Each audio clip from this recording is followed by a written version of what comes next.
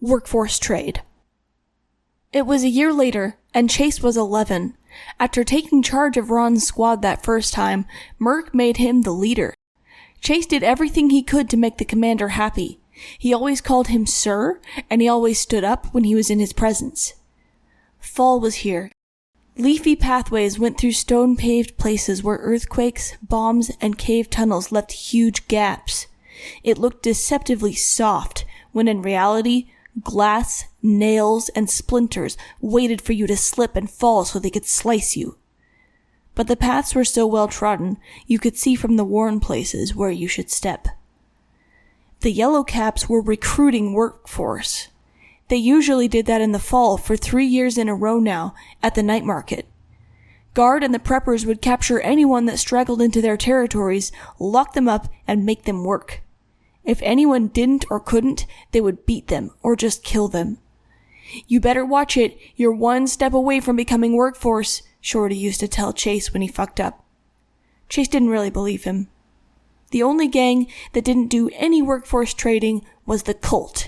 They were a Christian gang that didn't believe in involuntary labor or whores. Instead, they forced their women to stay with whatever man had first screwed them. It was really messed up, people said.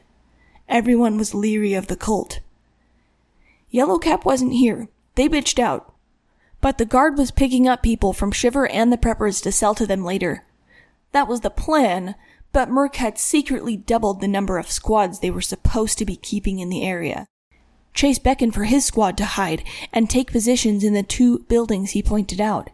The gangs conducting the trades were only comfortable with 8 squads in the market area. They kept plenty of their own protection, too. The Yellowcaps weren't here tonight. Chase watched where his guys disappeared to.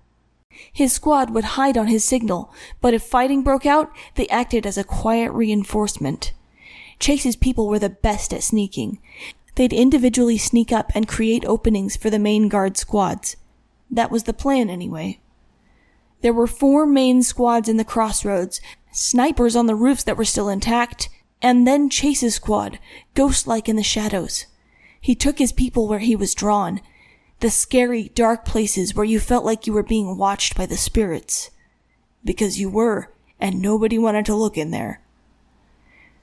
During Chase's recon earlier with his squad, he had seen the Cult setting up fresh battalions. A couple of the cultists that were getting armed actually looked like women, which they'd never done before. Merc didn't like to hear that news. Chase motioned for his men to stay until he signaled them. First, the cheap workforce were unloaded. They'd mostly made the trip here on foot, in a caravan. But once established in camp, the less predictable and the more valuable of the workforce were locked down tight to prevent escape. Anytime Chase saw one of them flinch at a sudden move from a free man, he flinched at the same time. Sheesh. The prisoners were being moved between the groups cautiously, and rounds were being exchanged. The guards moved a bunch of whores over to the preppers. They would visit other gangs, and the gangs would pay the guards.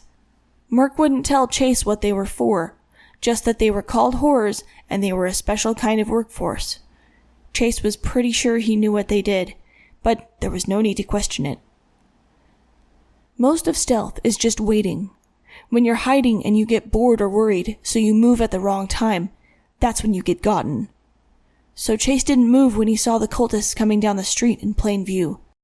But he did press his earplugs in. They talked to the guards in the street, who begrudgingly let them through to the main crossroads. Each gang lounged in their area guarding sacks of high-value loot and little huddles of workforce. Merc had told him that there were never more than 50 or so workforce to each gang, because otherwise it was hard to keep them in line. The Cult seemed to be bargaining with Merc. They were well-armed and strong-looking. One of them was Crippler, one of the Cult's most famous fighters. He turned a sly grin up at the place where the snipers were hidden, like he saw them. Merc spoke to them calmly, turning so the snipers could see his hand. Chase gave his squad the ready signal. Then Merc gave the snipers the signal to fire. Nothing happened.